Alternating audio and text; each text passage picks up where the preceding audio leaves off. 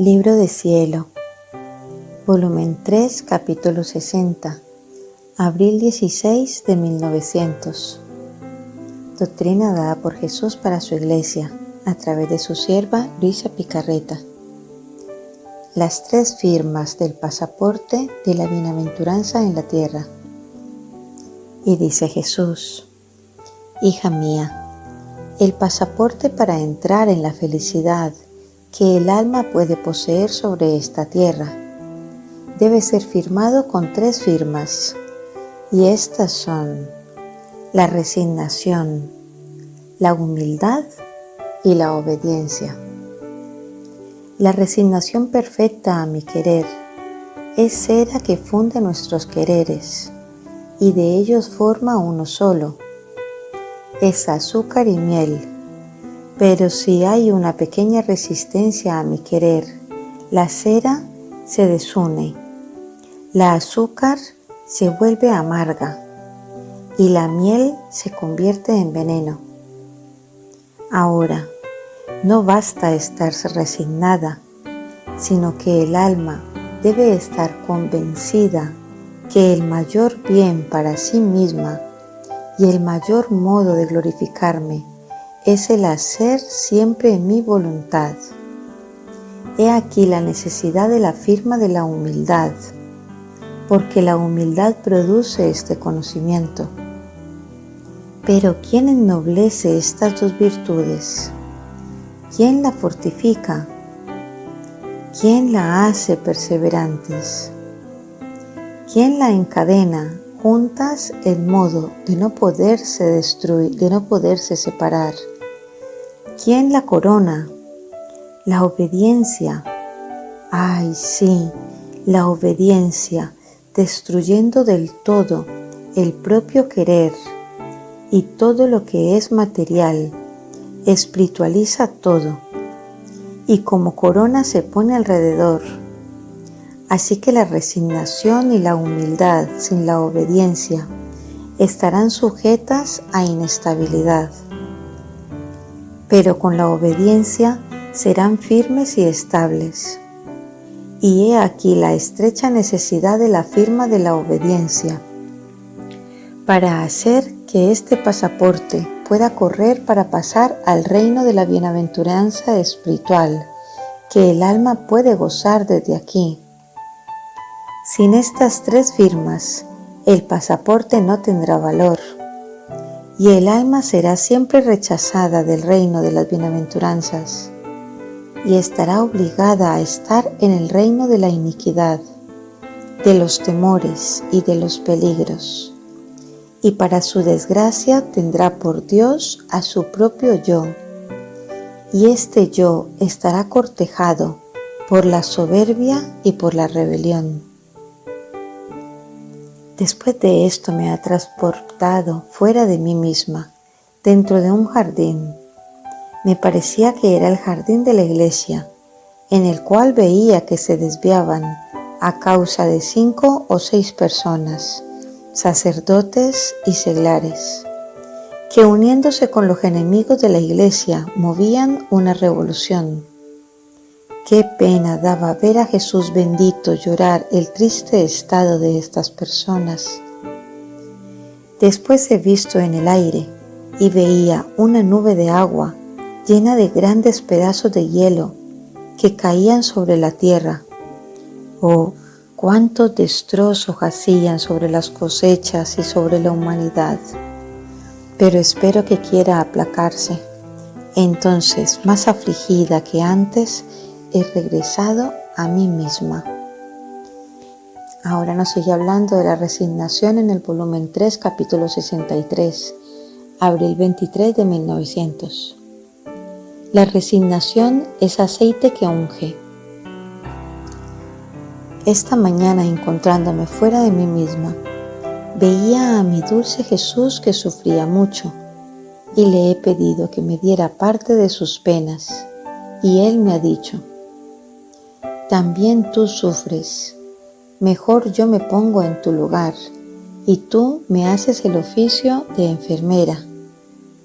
Entonces parecía que Jesús se metía en mi cama y yo a su lado comenzaba a examinarle la cabeza y una a una le quitaba las espinas que estaban clavadas. Después he seguido con su cuerpo y he recorrido todas sus llagas. Le secaba la sangre, las besaba, pero no tenía con qué ungirlas para mitigar el dolor. Entonces vi que de mí salía un aceite, y yo lo tomaba y ungía las llagas de Jesús, pero con cierto temor, porque no comprendía qué cosa significaba aquel aceite que salía de mí. Pero Jesús bendito me ha hecho entender que la resignación al querer divino es aceite, que mientras unges y mitiga nuestras penas, al mismo tiempo es aceite que unge y mitiga el dolor de las llagas de Jesús. Entonces, después de haber estado por un buen tiempo haciendo este oficio, mi amado Jesús ha desaparecido y yo he regresado a mí misma. Y una última lectura que os quiero compartir en el volumen 3, capítulo 72, mayo 20 de 1900.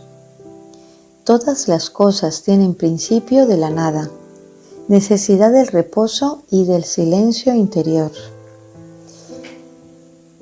Encontrándome fuera de mí misma, me parecía que fuese de noche y veía todo el universo, todo el orden de la naturaleza, el cielo estrellado, el silencio nocturno. En suma, me parecía que todo tenía un significado. Mientras esto miraba, me parecía que veía a nuestro Señor, que tomando la palabra acerca de lo que veía ha dicho: toda la naturaleza invita al reposo. Pero ¿cuál es el verdadero reposo?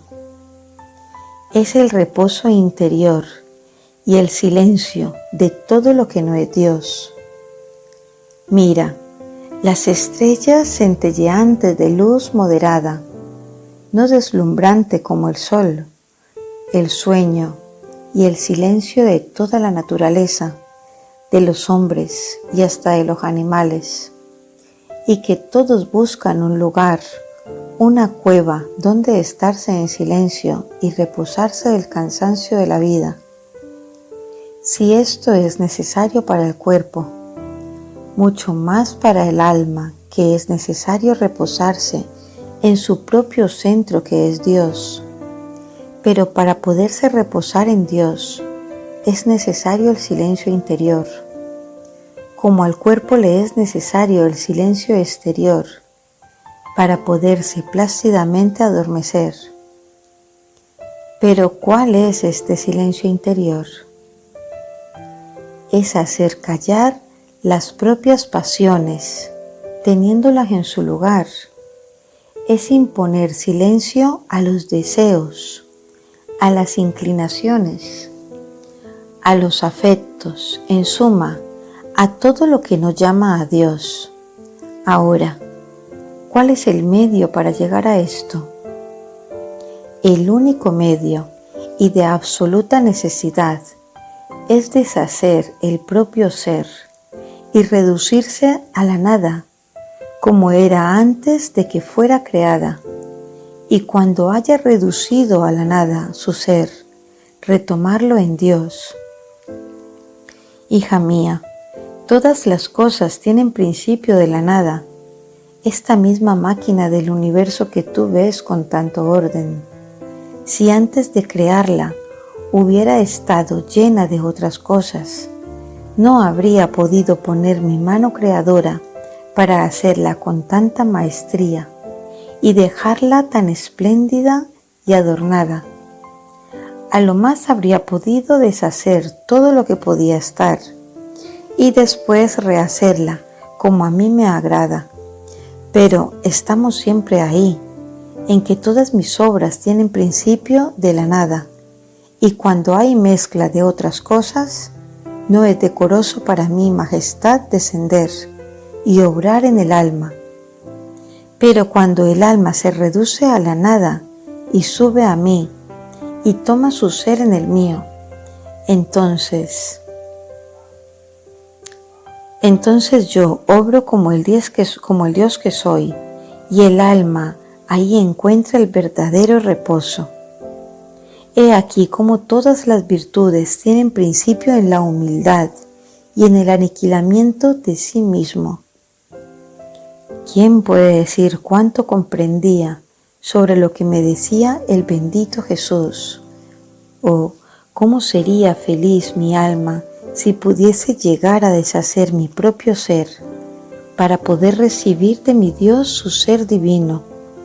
¿O cómo me ennoblecería? ¿Cómo quedaría santificada?